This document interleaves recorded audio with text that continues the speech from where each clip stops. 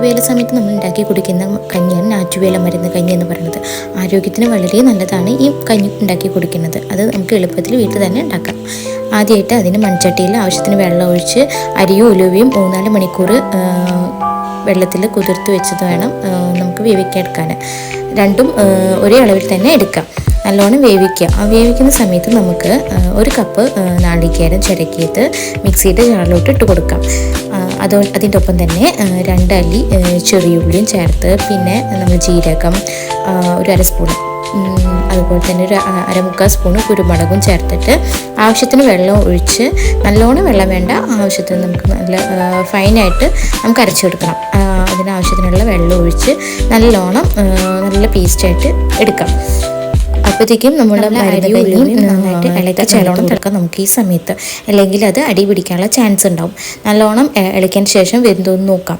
നല്ല വെന്തതിൻ്റെ ശേഷം മാത്രമാണ് നമ്മൾ ബാക്കിയുള്ള കാര്യങ്ങളൊക്കെ ചെയ്യാവൂ. അപ്പോൾ അരിയും ഉലുവയ്ക്ക് ഒരുപോലെ നല്ലോണം വെന്ത് വരണം. അങ്ങനെ നല്ല വേവുന്ന സമയത്ത് നമ്മൾ കുറച്ചൊരു 1/4 സ്പൂണും മഞ്ഞൾപ്പൊടി അതിലോട്ട് ചേർത്ത് കൊടുക്കുക. എന്നിട്ടും തിളപ്പിക്കുക. മഞ്ഞൾപ്പൊടിയുടെ ഒരു ടേസ്റ്റൊക്കെ ഒന്ന് മാറാൻ വേണ്ടിയിട്ട്, ഒരു പച്ച ടേസ്റ്റ് മാറി കിട്ടുന്നത് വരെ നന്നായി തിളപ്പിക്കാം. അത് കഴിഞ്ഞ് ഇതിന് മെയിൻ ഇൻഗ്രീഡിയൻ്റാണ് നമ്മുടെ മരുന്ന്. തെരമ്പ് മരുന്നാണെന്ന് പറയാം. നമ്മൾ ആയുർവേദ കടകളിലൊക്കെ പോയി ചോദിച്ചാൽ നമുക്ക് കിട്ടാവുന്നതേ ഉള്ളൂ. ഞാറ്റുവേല കഞ്ഞി മരുന്ന് എന്ന് പറഞ്ഞാൽ കിട്ടും. അത് ഒരു 2 സ്പൂണ് ഒന്നല്ലെങ്കിൽ വെള്ളത്തിൽ ചേർത്ത് അലിയിച്ചിട്ട് നമുക്ക് ഇതിലോട്ട് ഒഴിക്കാം. എല്ലാം തന്നെ ഇങ്ങനെ പൊടിയായിട്ട് ഇട്ട് കൊടുക്കുകയും ചെയ്യും.